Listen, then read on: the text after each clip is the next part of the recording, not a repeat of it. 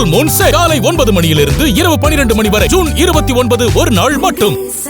நிகழ்ச்சி ஒன்றில் அமைச்சர் கீர்த்தனாவின் பெயர் மேலேயும் தனது பெயர் கீழேயும் பேனரில் போடப்பட்டதற்கு அமைச்சர் ஜெகதீஸ்வரி அதிகாரிகளை கடிந்துள்ள சம்பவம் அரங்கேறியுள்ளது.